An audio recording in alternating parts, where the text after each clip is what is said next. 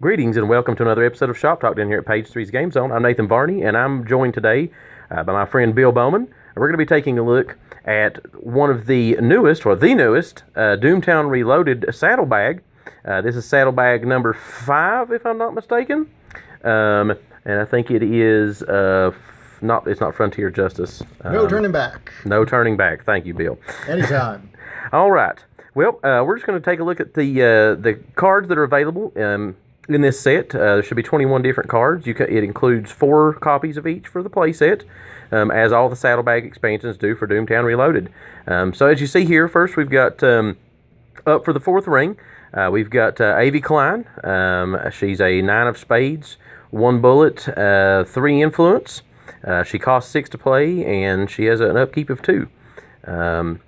She's experienced 1, and she has which means she's got another version. That's right, Nathan. That you can get into play by switching them out. This one, she costs a little bit more, but she is going to be a little bit more useful than the previous version of A.V. Klein.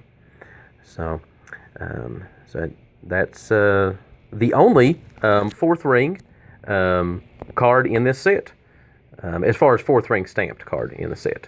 Yeah, she's got a pretty interesting ability there with her ability to pull someone else with a lower influence to her location. So if someone happens to be squatting on your land and you need to get them off, if they're booted, just drag them on over and hey, you've got your deed back and possibly the game. So, indeed. Interesting card. No pun intended. All right, so that's A.V. Klein. All right, next we've got Elander Boldmann. He's a 9 of spades for the Morgan Cattle Company. Provides no bullets, 2 influence though, costs 6 and has an upkeep of 1.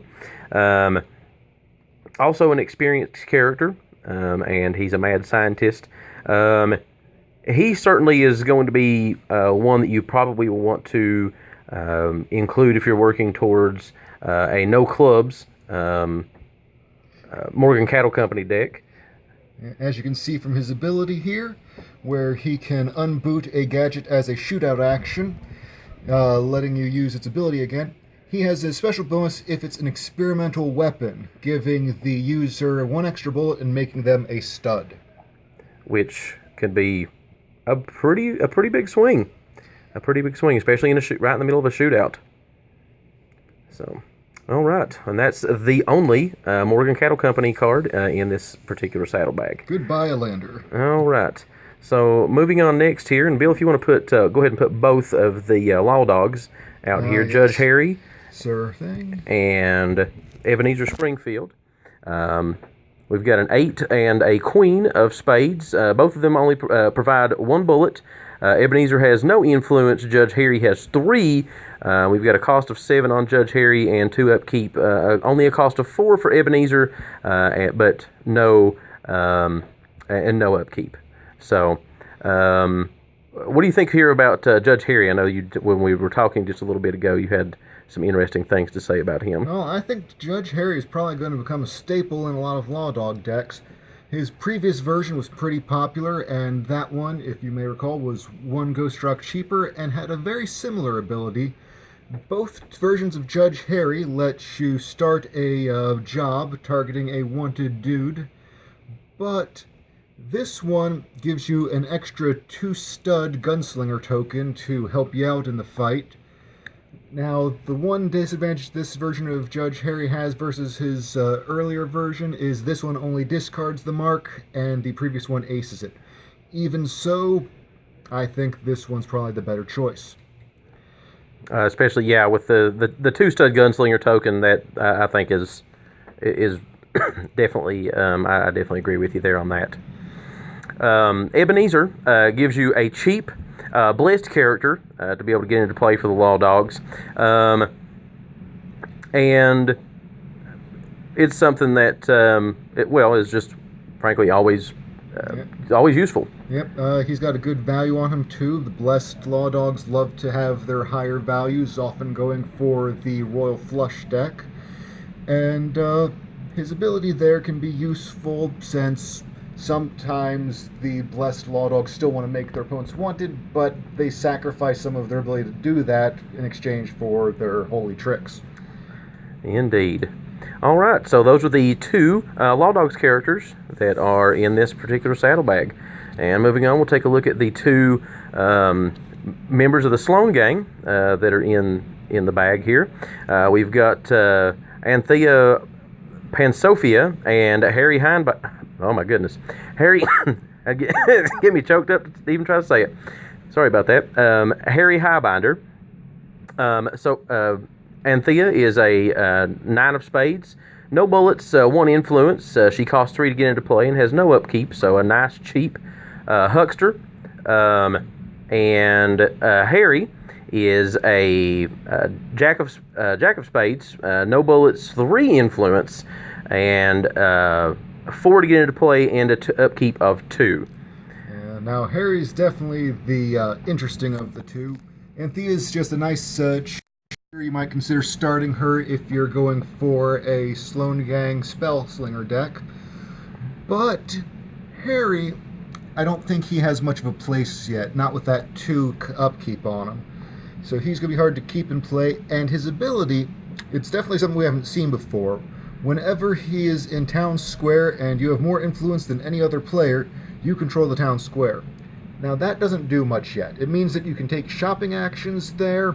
It means if you got the telegraph company, you can put someone into play there once per turn, but it doesn't really do much else yet. I think this is an ability we might see grow in the future, though, as more cards come out. Indeed. So that'll be interesting to see how AEG handles that. Hopefully that's something that we can look forward to with upcoming sets. All right, so that finishes up the faction stamped characters in this saddlebag, and let's see if we can get all 3 of the unaffiliated into the frame here. Yeah. All right, so we've got Jacqueline Isham. She's a king of spades. I guess they're all spades, so but nonetheless, 2 bullets, no influence. She costs 3 to get into play, and she has no upkeep. I hope I'm pronouncing this correctly. El Grajo, a jack and a 1 bullet. He's a stud, and indeed he is. And he has no influence, costs 3 with only 1 upkeep. And Max Bane, a 10, 1 bullet, 2 influence. He costs 6 to get into play and has 1 upkeep. And I actually want to talk about him first because there's a few other cards that are in this saddlebag that I think are going to end up working with him. We'll talk about those as we get to them. But Max here, just the ability that he provides outright to be able to put a dude into play as a noon action with a value 10 or higher at a discount of 3 Ghost Rock is pretty solid by itself. So you'll be able to get his cost back, the cost of 6 back, after you've done that twice. So that's pretty solid. I really like that. I'm very interested by that ability. Also, let's not forget he puts them in at his location, which can be quite the nasty surprise for your opponent. Yeah, indeed. All right. El Grajo, which quite possibly either means the Rook or the smelly underarm. We're going to go with the Rook, but take it as you will. Thank you, AEG. Has several other cards in this saddlebag that are going to work well with him. Again, the ability to he's utilizing weapons to increase his bullets seems pretty neat, and you'll be able to use him in a variety of situations, I think, actually. Yeah, and the part about him that I'm really paying attention to there is he is a jack, and when you're playing Dead Man's Hand, you are always looking for some filler cards that are still the same value outside of your standard Dead Man's suit. Indeed. All right, and you'll see that with the other cards. Just to go ahead and give a foreshadow, you're going to see that with some of the other cards that work with El Grajo, is that they also are Dead Man's Hand cards. This crazy spoiler man. I know. Yeah. All right, Jacqueline Just the flat out the ability for her to become a stud is it can be a very useful ability at any time in any deck, pretty much. Yeah, she is good defense against opposing jobs, and she fills the role of a cheap king, which we haven't seen too many of so far. Indeed. All right, cheap kings. All right, that finishes up the characters in this saddlebag. Now we'll take a look at, there are 2 deeds included. We've got Secured Stockyard and Huntsman's Society. The Secured Stockyard is a king, has 1 control point there. It is a private ranch. It's a gadget with a difficulty of 7. Costs 1 to get into play and provides 1 income. It the ability to allow you to boot and gain a ghost rock. I know it makes this a target, as you mentioned when we were kind of going through these a minute ago, Bill. But man, I think it's a worthwhile target. Well, it's definitely nice. You don't get too many 1 ghost rock control points, so that can be a nice surprise at the end of a turn when your opponent thinks that they're safe. They've got just enough influence, and then bam! Hey, what do you know? Yeah, I mean the fact that it's a gadget deed, does limit how you're going to be able to use it and what decks you're going to be able to use it in. But I think that it probably needs that to keep it from being completely abused in almost every deck. Well, true enough. So there's some. I think it's well balanced. I haven't played with it yet, but just looking at it in that fashion, I think it is a well balanced card in that end. I agree with you, and it is another ranch which Morgan has been looking for. Exactly. All right, the Huntsman Society, a jack, also provides 1 control point, costs 3 to get into play, and also provides an additional 1 income. Also a private deed. This is one that I think would work with, was it Max Bane? That would be right. Yes. To discount the upkeep for him. For him and his friends. And some of the other cards that he may get into play. So that's because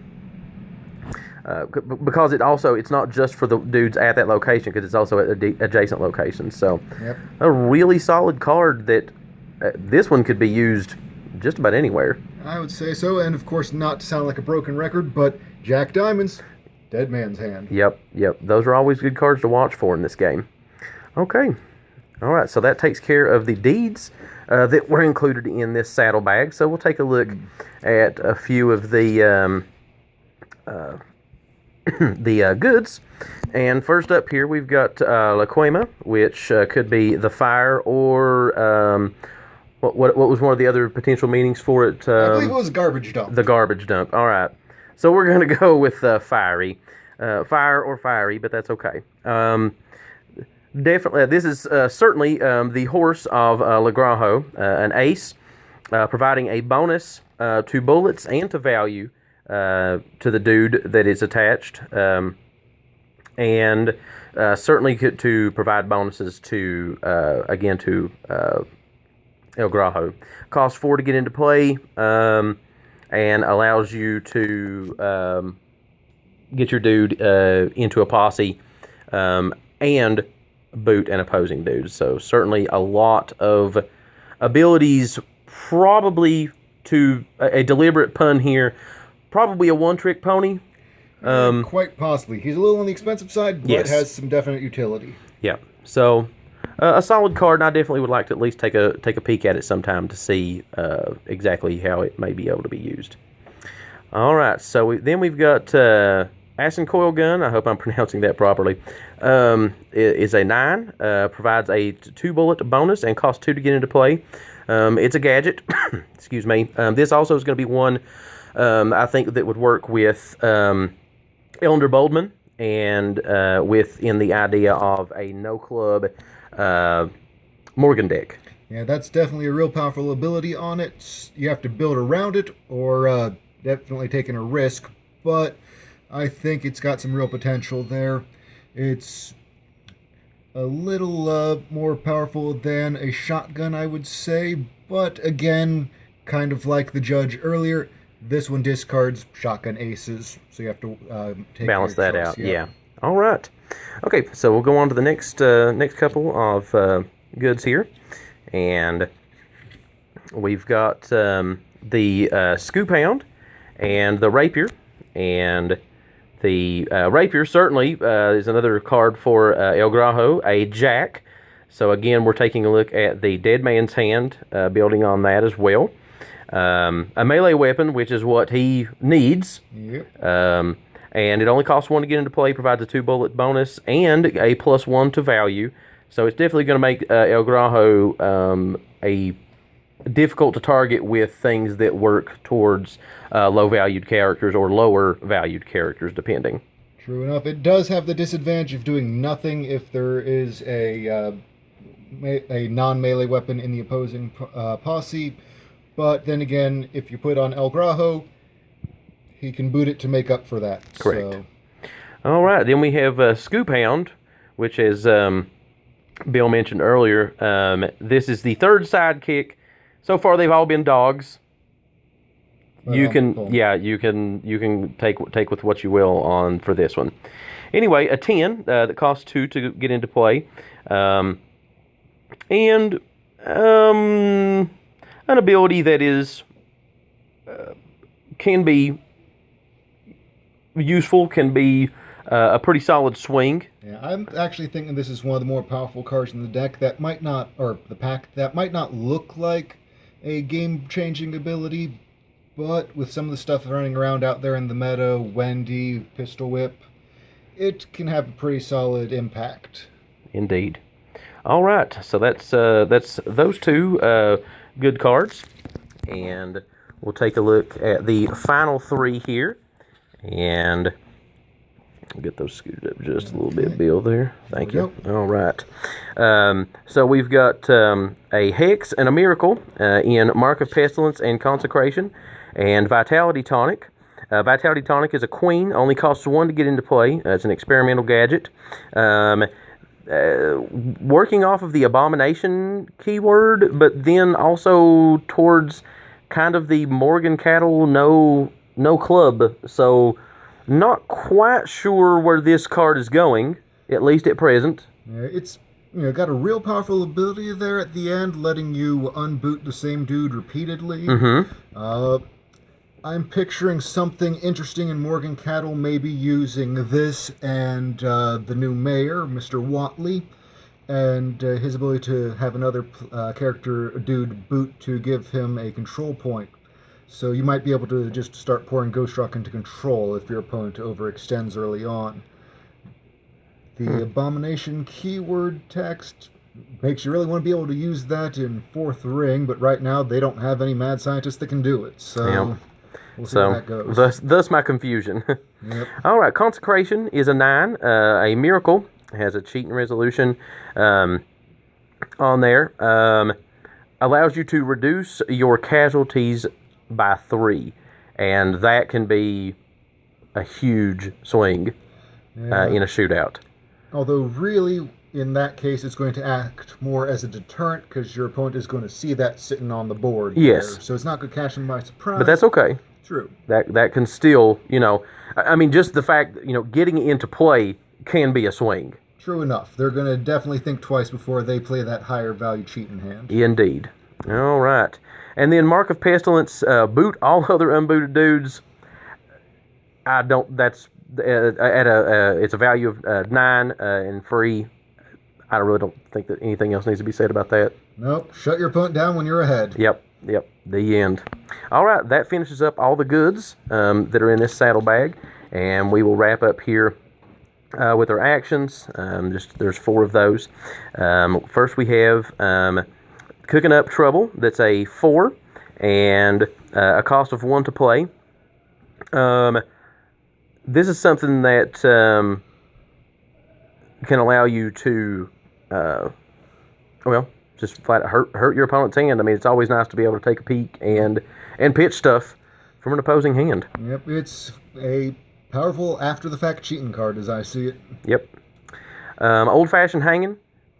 I just love the name of that one. Is a 5 and costs 1 to play. The the fact that it requires a 2 bounty is going to make this a little bit difficult to get pulled off, as you'd mentioned earlier, Bill, when we were discussing this. But at the same time, it does provide a pretty useful effect if you can manage to get it pulled off. Yeah, you can take out one of your opponent's big control or influence dudes and get a control point yourself and maybe swing the game. Yep. All right. And for the last 2 actions and the final 2 cards of the Saddlebag, we've got Concealed Weapons, a 6 that is free to play. The ability to be able to allow your dudes to attach goods and spells at any location as shootout plays is certainly a pretty big, a very useful ability, and the fact that it's something that they're gonna see it coming, but still I really like just being able to have that as some tech is being able to do that. So. And I really like the artwork. All right, and No Turning Back is our final card here. Is something that I think could work with Max Bane, getting somebody into play for cheap, and then using No Turning Back on them to get the bonus on income is something that could be very useful, but is pretty situational. Yeah, I mean, if you look at it that way, then you can be booting Max Bane and using 2 cards for 3 Ghost Rock. That is an acceptable exchange there, but you need to think about it. All right. The resolution ability is probably the more useful of the 2, where you can use it as an emergency. Wait, you just played Dead Man's Hand and I got a pair? Okay, I'm killing off one of my people, not all of them. Thank you very much. Yep.